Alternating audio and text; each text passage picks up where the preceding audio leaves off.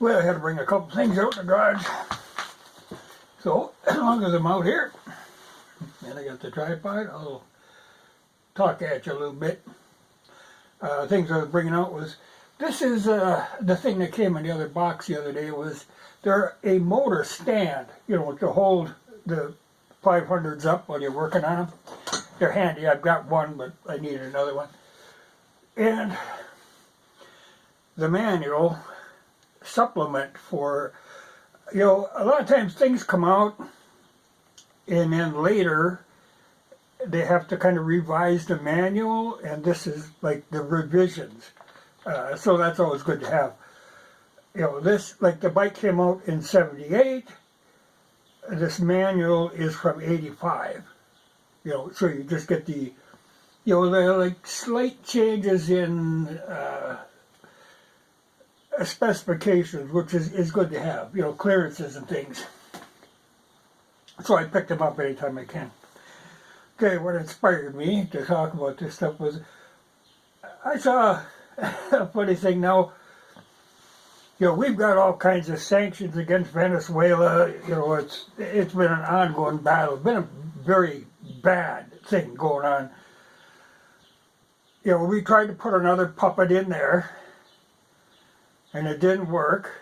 So we refused to acknowledge that that is a legitimate government. The Maduro government is legitimate.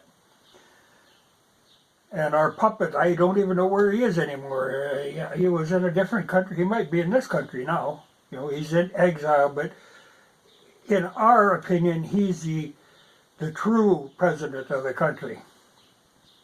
But in this whole operation, there was a lot of slippery stuff done, you know, and I think, you know, like I said, we put a bunch of sanctions on.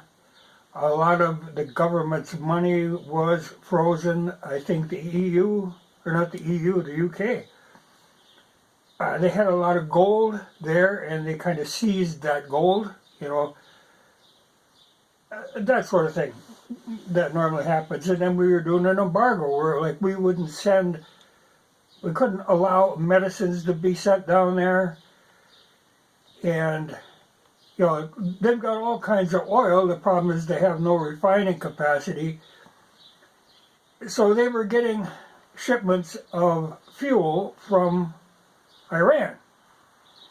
Well, we decided to be pirates and run off with, I think, 2 tanker loads. You know, that's the kind of thing we do. And now we decided that, you know, we want to stop buying oil from Russia. So they're sending a high-level negotiating team from here down to Venezuela to try to get them to sell us oil. Well, now we have treated them like absolute crap. You know, I know there was a time like they wouldn't send like insulin. We wouldn't allow that to be sent in. You know, it's not against the government. It's really just horrible for the people. But we think that's pressure, so we were doing that. But now we want oil. So that we're willing to go down there, and I don't think we're going to get a very pleasant reception, because like I said, we have treated them very badly. I mean, anytime we try to go overthrowing somebody's government, you can't expect them to be friendly to you. But we got to do that. Well, anyway, they sent them down there, so we'll see what happens. But I'm thinking, okay, who the hell are they going to send? You know, it was going to be high level. We got nothing but idiots in there. You know, you send some of them clowns down there, we'll be lucky we don't end up in war with them. Well, and in fact, I had heard too, they said that, well, maybe if we can't get them to sell us the oil, maybe we should just seize it. You know, and we aren't about that. It's what we're doing in Syria now. We have no right to be there, but we are stealing oil left and right out of Syria. There's no justification for that, but now we're saying, well, if they don't cooperate in Venezuela, we'll maybe just take it. That's a hell of a thing. But we'll see, but the whole idea is then we don't have to get oil from Russia.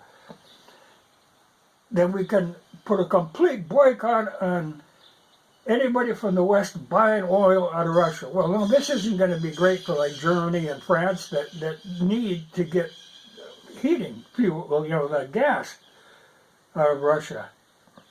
But we think we can get that, because right now we're looking not too good when we're continuing to buy oil and telling everybody else they shouldn't be buying anything from us. So that puts Venezuela in a spot. But at the same time, Venezuela said, okay, we'll talk to you, but China's been looking to Venezuela, and they have been good friends with Russia for quite some time. I don't know if they're gonna go for this thing. I can't, or if they do, it's gonna cost us dearly, and they're gonna laugh all the way to the bank. But that's the kind of thing we do. But another thing I was going to talk about, and I had been hearing about these biolabs in Ukraine. That's been coming up all the time, and they keep dismissing it as a conspiracy theory, though we have like 200 biolabs developing weapons all over the world. And the rumor was there was like a dozen of them in Ukraine. And I don't know, I know now, I believe they have 2 of them that they have found. And they have the evidence, which will turn up in the UN, so you can look forward to that. Because when this broke out, then the Ministry of Health in Ukraine, which is being run by, she's actually American, but is now a naturalized Ukrainian. But they had sent out letters to these biolabs in Ukraine saying, get rid of this stuff. Hide all the evidence, but the problem is they found all the letters.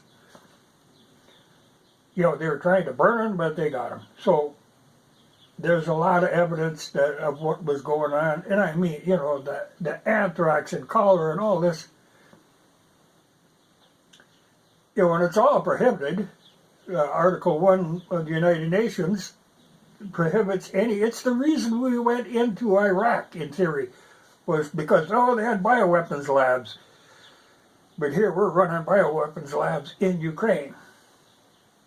So that's going to bite us. But it's funny how, no conspiracy theory. Oh, well, they got the goods. So, we'll see. It'll end up in the UN, and we're lucky if we get by. Yeah, I don't know how they're going to get out of that, because like I say, they got the goods on them. And again, with like I was saying, this woman who was the health minister that was running this operation,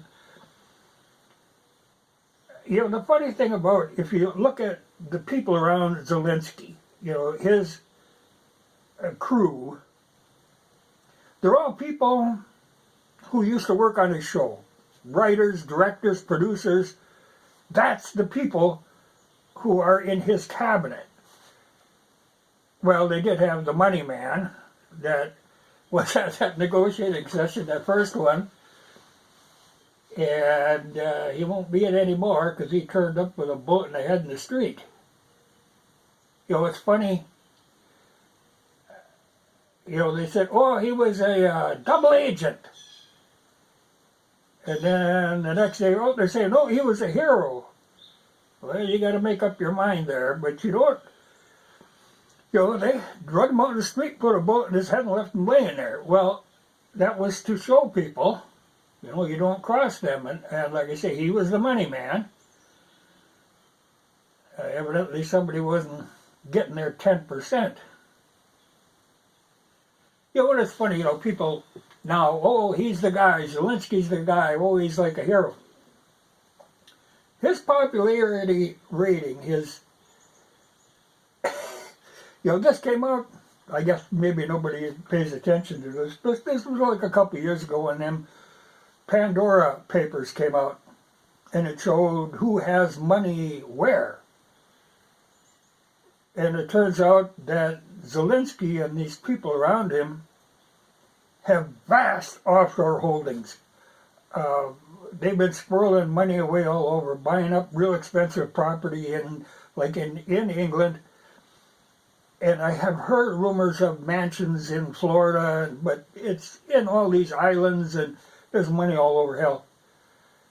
But yet, no, he's the good guy. But that dropped his popularity, and people finally figured out, well, this guy ain't really on the up and up. Nobody there has been on the up and up for a long time. It's just nothing but corruption. So you really can't believe anything that comes out of there. But yet we want to swear by him. Well, all right. But it was funny too, another thing I saw, all of our correspondents want to get over there. This is their big chance to be famous. So one day I see is that pale albino looking Anderson Cooper. He's over there. He's got no credentials as a war correspondent, but he's over there.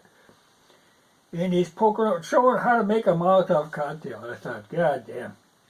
But everybody wants in on this gig. Well, except this was a funny deal too.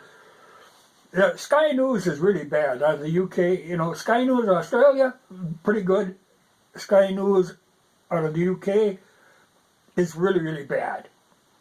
Well, they sent reporters over, of course, and you're getting a hell of a picture from them. But it was funny because they showed this, and they had a film of this, where they're driving and they come up to a Ukrainian roadblock, a checkpoint. And so all of a sudden, all hell breaks loose. There's bullets flying everywhere. These people are scrambling. They get out of the vehicle, they finally get away. And all the time, they know full well this is the Ukrainian people that are firing on them. Though they got all this press, this and that on, but they were blazing away at them. So they get away, get into a warehouse, call the Ukrainian police come, get them out of there. And I think they kind of lost interest in this whole war correspondent thing, because then later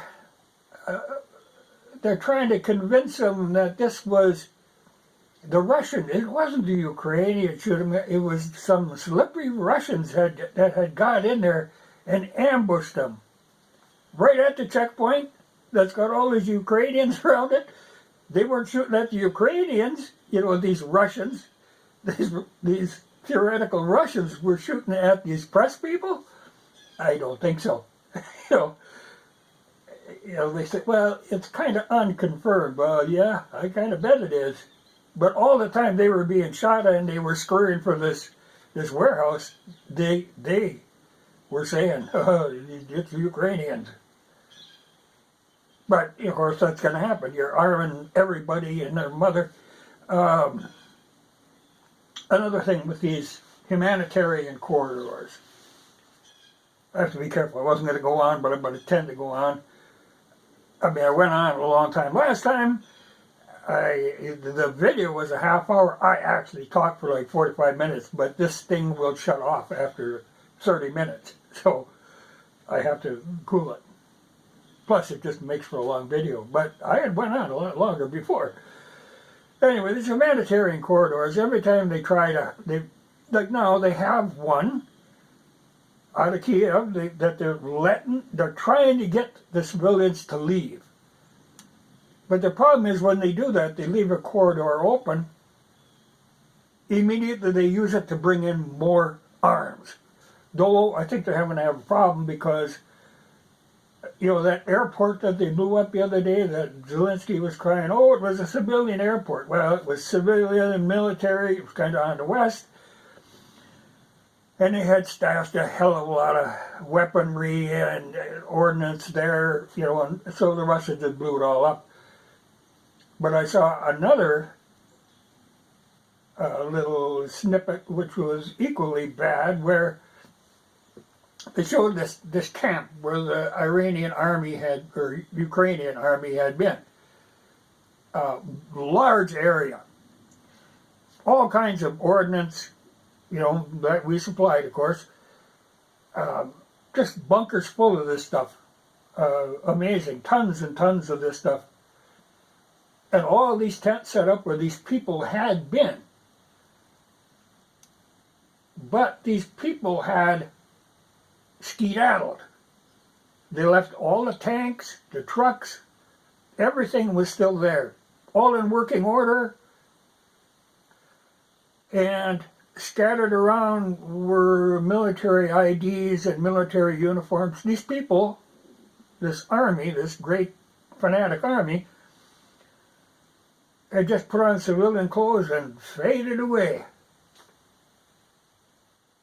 So they're going to be dealing with them, you know, because like now even people keep trying to get Zelensky to leave and to have a government in exile. I mean, he could go and live with that one out of Venezuela, maybe. And then the idea is to keep up a constant insurgence from some other area. So there will be bombings and murders, and it'll go on and on. So if they don't, it's like rats. If you don't get rid of all the rats, they keep coming back. You know, it's got to be a thorough job. And they know it, so that's what they're doing. But in the meantime, they can't get them civilians out of there. You know, some are stupid enough to think, oh, we'll stand and fight for. These people in power don't care about the Ukrainian people. They care about their power. That's what they care about. It's like a TV show that these people are putting on, and they are fooling people. And well, I know some people understand that, some people will never understand that. But it's pretty plain to see if you look. Well, and I should say too, you know, I don't have my phone with me, but you know, they keep trying to block RT. And like they took it off the App Store, but it is still available if you go right to RT and download it from there. You know, because I had it on, so I've got two phones, and I had to do an update because Google went in and updated it once, which wiped out RT. So I had to go to the RT website and update it from there, and now it works perfectly fine. But they keep fiddling with it. You know, Google is trying to get rid of it. But like I say, the most reliable news comes from RT.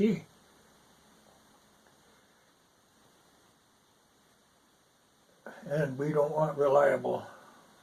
We want pure Western propaganda.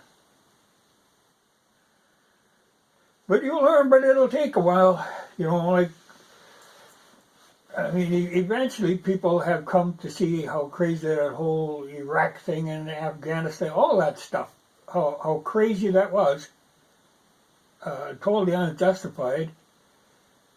And I think in the future you will realize that your great support for Zelensky is totally unjustified. But yet they want to put him someplace and let him run some guerrilla operation.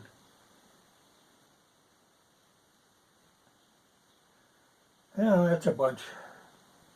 At least they are having peace talks again. In theory, they're going to go into Turkey this time, and I think you should have had Turkey involved from the get-go. I mean, they're right there. They control the Black Sea. They should have been involved in this.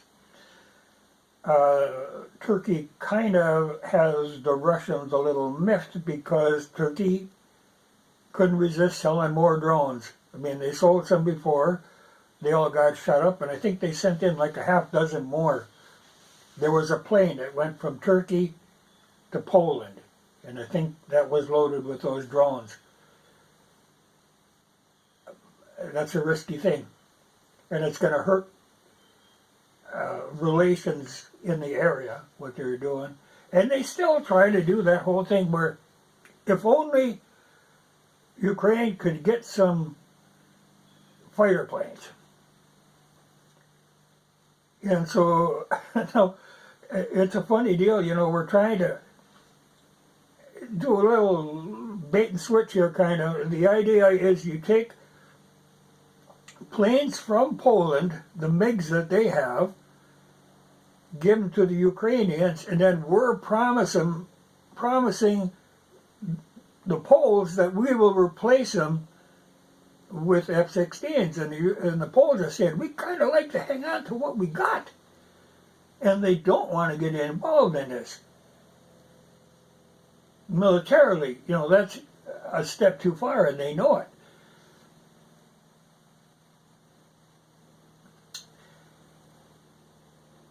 But hopefully they can get a handle on this stuff. But until the problem is now with this biological stuff going on,